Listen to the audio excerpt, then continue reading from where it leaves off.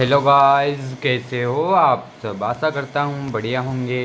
तो ड्रीम 100 की पार्ट 3 में आपका स्वागत है। इससे पहले हमने 2 पार्ट और बना दिए हैं, तो उसको भी जाकर देख लेना, तभी यह चीज़ें आपको ज़्यादा समझ में आएगी। वैसे इसको देखने के बाद ही आप देखना, फिर भी आपको कई हद तक समझ में आएगा। ओके, तो आपको बाण चलानी है और ड्रीम 100 को निशाना बनाना है। तो ओके, इससे पहले हमने क्या पढ़ा, सिंधु सभ्यता के बारे में पढ़ा, सिंधु लिपि के बारे में पढ़ा, सिंधु सभ्यता में सिंधु लिपि के बारे में पढ़ा। फिर जो विशिष्ट पुरावस्तु कौन है, विशिष्ट पुरावस्तु मौर्य हैं, उनके बारे में पढ़ा, है ना। विशिष्ट पुरावस्तु मौर्य हैं, और हमने वहाँ के स्रोत पढ़े, जानकारी के स्रोत क्या क्या थे, है ना, किसके साक्ष्य मिले। तो उसी में हम पढ़ने जा रहे हैं कृषि प्रौद्योगिकी, यानी कि कृषि हम कैसे कह सकते हैं कि वहाँ पर कृषि प्रौद्योगिकी थी।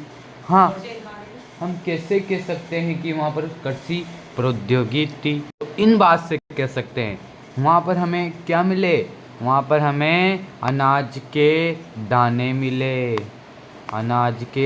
मिले, उससे पता चलता है। तो वहाँ कृषि तो थी, लेकिन इससे थोड़ी मान सकते हैं अनाज के दाने मिल गए, अलग अलग स्थानों से मिले अनाज के दाने, है ना, क्योंकि कृषि तो थी, अनाज के दाने मिले, है ना, कृषि तो थी। लेकिन इससे ही थोड़ी पता चलेगा कि वहाँ पर कृषि थी। तो वहाँ पर क्या मिले, वहाँ पर बेलों की मरण मूर्तियाँ मिली, वृषभ की बैलों की मरण मूर्तियाँ मिली, है ना, मरण मूर्तियाँ मिली। और क्या मिला, मोहरों पर रेखांकन मिला।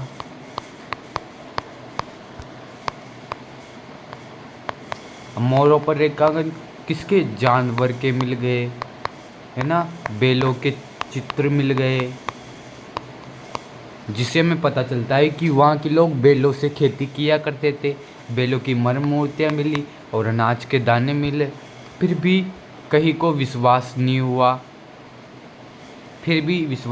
हुआ, और तो वहाँ पर लकड़ी के बने, मिट्टी के बने प्रतिरूप मिल गए।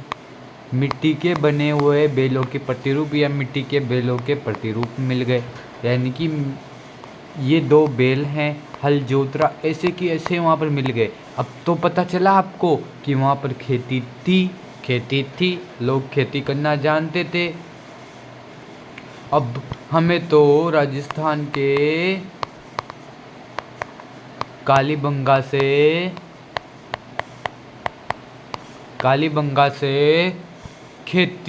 जले हुए खेती के साक्ष्य मिल गए। वहाँ पर हमें क्या मिला, वहाँ पर हमें जुते हुए खेती के साक्ष्य मिल गए। इम्पोर्टेंट है ये भी। और जो वह मिट्टी के बने हलों के प्रतिरूप कहाँ से मिले, बनावली तथा चोलिस्तान। अब देखो, कालीबंगा है, आरंभिक हड़प्पा क्षेत्र में मिला, यानी कि आरंभिक, यानी कि मतलब कि वहाँ पर छोटे कस्बे मिले होंगे, इस तरह से जुते हुए खेती के साक्ष्य मिले, है ना, इसलिए वहाँ पर आरंभिक काम ने। अब देखो, एक खेती इधर होगी, एक इधर, यानी कि एक ही खेत में 2 फसल उगाते थे, यानी कि एक दूसरे को 2 हल रेखा एक दूसरे को समकोण पर काटती थी, यानी कि वहाँ पर एक साथ 2 खेती की जाती थी, है ना। अब वहाँ पर कौन कौन सी धातु और औजार मिले, हत्ती तथा फल के मिले। तो इससे तो पता ही चल गया कि वहाँ पर खेती तो की जाती थी। सिंचाई के साधन, हड़प्पा क्षेत्र के सतह अर्धशुष्क, वहाँ पर नहरें मिली। अफगानिस्तान के शोधगुच्छ से मिली, और कुएं मिले मोहनजोदड़ो शासक से कुएं प्राप्त हुए, इसको बाद में देखेंगे। कुएं मिले, इसे याद रख लेना, कुएं मिले ना। अब मैं आपको शॉर्ट एंड स्वीट तरीके से बता देता हूँ, क्लियर नहीं हुए, एक एक टॉपिक, एक एक बिंदु आपको उंगलियों पे याद होंगे। उससे पहले एक शायरी सुन लो, एक शायरी सुन लो। मंजिल में भटक जाओगे तो ड्रीम 100 छूट जाएगा। मंजिल में भटक जाओगे तो ड्रीम 100 छूट जाएगा। अगर पढ़ाई में फोकस नहीं करोगे तो ज़िंदगी छूट जाएगी। अब देखो, सबसे पहले हमने कृषि प्रौद्योगिकी पढ़ी। कृषि प्रौद्योगिकी में हमने पहले बात क्या पढ़ी कि वहाँ पर खेतों, मतलब कि जुते हुए खेत मिले, नहीं बीज मिले। सबसे पहले वहाँ पर बीज मिले, वहाँ पर खेती के बीज मिले। यहाँ इसलिए पता चला खेती की जाती थी। फिर बैलों की मरण मूर्तियाँ मिली और मोहरों पर रेखांकन मिला।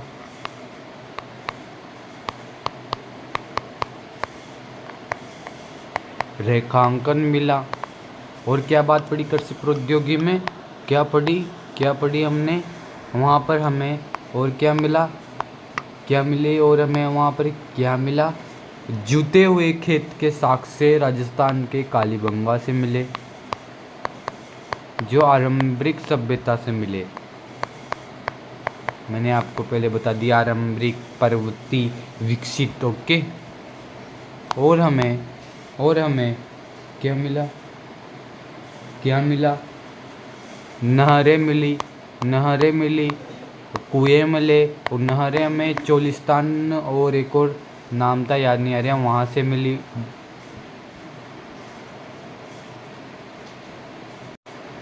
है ना, नहरें, हाँ, अफगानिस्तान के शॉर्टगुई से मिली। और जो वहाँ पर जो हल्के प्रतिरूप मिले, चोलिस्तान से मिल गए, चोलिस्तान से मिल गए,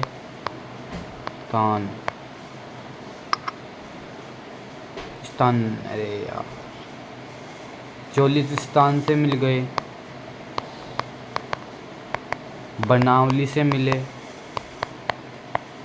और हमें हल्के फलके हत्ते मिले। तो इन सभी बातों से हम कह सकते हैं कि क्या कह सकते हैं कि वहाँ पर कृषि प्रौद्योगिकी बहुत अच्छे लेवल पर थी। और वहाँ पर एक और बात, 8वें नंबर पर आप लिख सकते हो, क्या लिख सकते हो, कि वहाँ पर एक साथ 2 खेती की जाती थी, यानी कि 2 हल रेखाओं के यानी कि एक साथ 2 खेती की जाती, 2 हल रेखाओं के हमें प्रूफ मिला, एविडेंस मिला, यानी कि जो एक दूसरे को समकोण पर काटते थे, एक साथ 2 खेती की जाती थी। तो इतना आप कृषि प्रौद्योगिकी में लिख सकते हो। मोस्ट इम्पोर्टेंट है कृषि प्रौद्योगिकी, है ना। अब बात करते हैं हम, जलाशय भी तो मिलेंगे यार, जलाशय भी मिले। ये 8 तक तो यहाँ हो गए। अब यहाँ से देखना, जलाशय मिले, गुजरात के धौलावीर से गुजरात मिला। यह राहगीर संरचना बनी होती है, राजाओं के द्वारा बनाए हुए, वहाँ पर खेती की जाती थी। 9वें पॉइंट में आप लिखोगे, गुजरात के धौलावीर से हमें जलाशय प्राप्त हुए, है ना, गुजरात के धौलावीर से। अतः स्पष्ट है कि वहाँ पर खेती करते थे। अब देखो, अब क्या करना है हमें, जितना मैंने बता दिया। सबसे 9वें में आप क्या लिखोगे, मैंने आपको बताया कि गुजरात के धौलावीर से जलाशय मिले। अब यहाँ तक तो क्लियर है कृषि प्रौद्योगिकी आपके। अब मैं बताता हूँ हड़प्पा शब्द का सबसे अनूठा पहलू क्या है। वस्तु नहीं पूछी, पहलू। सबसे आंसर में आपको लिखना है शहरी जीवन था, शहरी जीवन,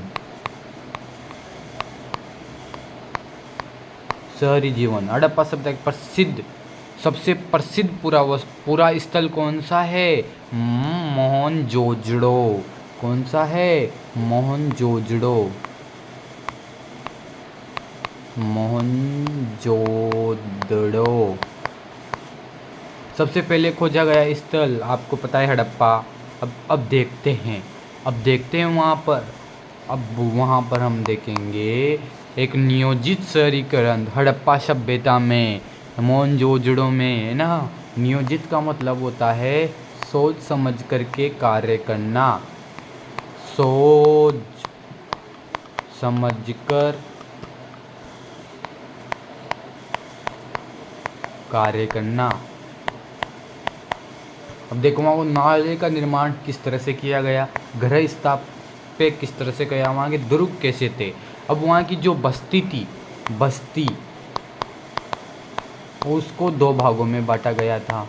एक तो ऊपर वाला जो बहुत ऊपर था उसे दुर्ग कहा हमने। जो निचला शहर था दुर्ग, और निचले भाग को हमने निचला शहर का या शहर का। जो छोटा था, सॉरी, जो बहुत ऊपर था ये नीचे था। निचले का मतलब नीचे। ओके।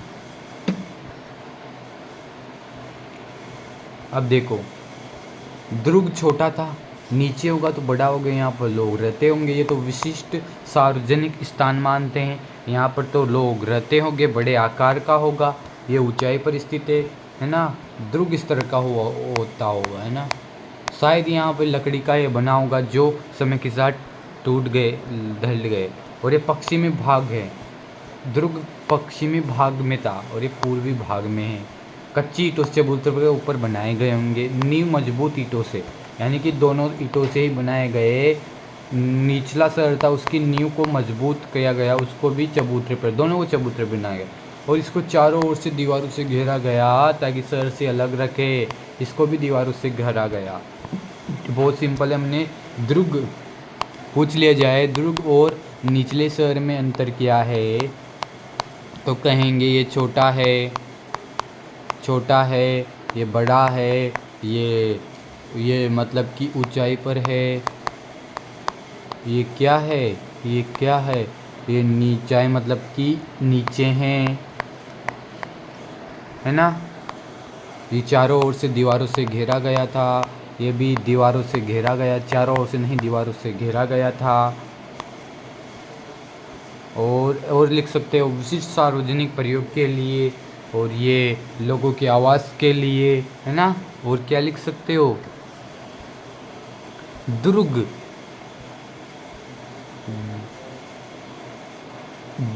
चबूतरे के ऊपर बनाए जाते थे। इसको भी चबूतरे के ऊपर बनाया जाता था। इसकी नींव मजबूत थी, नींव मजबूत कच्ची ईंटों से, दोनों को ईंटों से बनाया जाता था। क्या आपको क्लियर है? फिर से एक बार और बता देता हूँ, बहुत शानदार से बता देता हूँ। सबसे पहले ये देखो,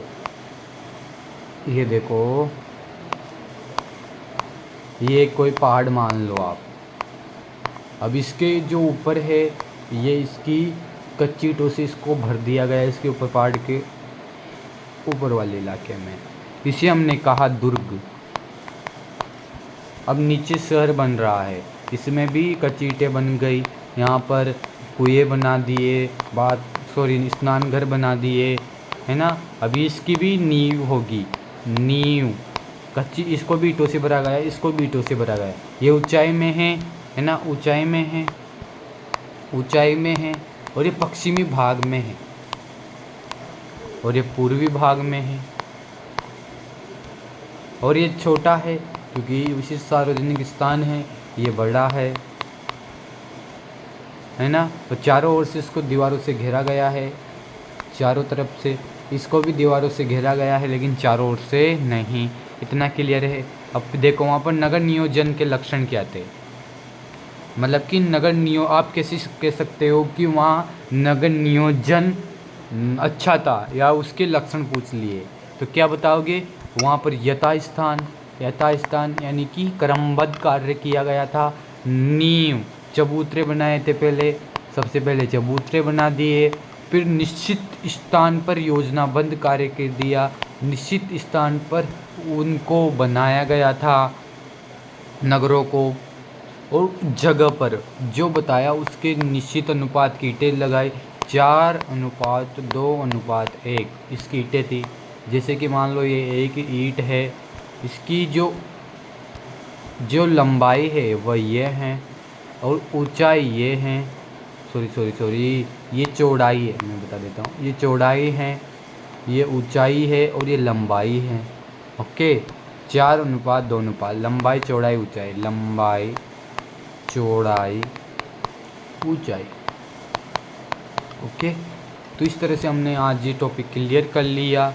ओके, तो हमने जो भी पढ़ा, सबसे पहले क्या पढ़ा हमने, वहाँ कृषि प्रौद्योगिकी के बारे में पढ़ा, 8 बातें पढ़ी। फिर उसके बाद हमने दुर्ग बस्ती का विभाजन किया 2 भागों में। पहला जो छोटा है नीचे हैं, ऊपर हैं, ये नीचे हैं, और ये पश्चिमी भाग में है, ये पूर्वी भाग में है। इसको कच्ची ईंटों का चबूतरे के ऊपर बनाए गए, नींव मजबूत उससे भरा, ये भी ईंटों से इसकी नींव को भरा है। चारों ओर से दीवारों से घेरा, ताकि शहर से अलग दीवारों से घेरा गया। एक और बात लिख सकते हो, विशिष्ट सार्वजनिक प्रयोग के लिए शायद इसका यूज किया जाता होगा, अनुमान लगा रहे हैं, ये आवास के लिए होगा, है ना। इतने बाद फिर इसके नगर नियोजन के लक्षण पढ़ लिए, योजनाबद्ध कार्य किया था, जगह पर जहाँ बनाना था मकान उसी जगह पर बनाए, निश्चित अनुपात की ईंटों का प्रयोग किया। ओके, तो यहाँ तक आपका बिल्कुल क्लियर हो गया होगा। तो आपको नेक्स्ट क्लास में मिलते हैं, है ना, नेक्स्ट क्लास में मिलेंगे। तब तक आप हमारे चैनल को लाइक एंड सब्सक्राइब कर दो। अगर आपको कुछ भी समझ में नहीं आए तो कमेंट में डाल देना, मैं आपको सॉल्यूशन उसका ज़रूर बताऊंगा, है ना। और एक बात और, जैसे ही 100 हो जाएंगे हमारे 100+ सब्सक्राइब, तो मैं आपके लिए विशिष्ट यानी कि अच्छी तरह से फैकल्टी उपलब्ध कराऊंगा, बहुत अच्छी तरह से। लाइक एंड सब्सक्राइब कर देना। ओके, तो मिलते हैं आपको पार्ट 4 में, पार्ट 4 में। तो कमेंट बॉक्स में डाल देना कैसी लगी क्लास।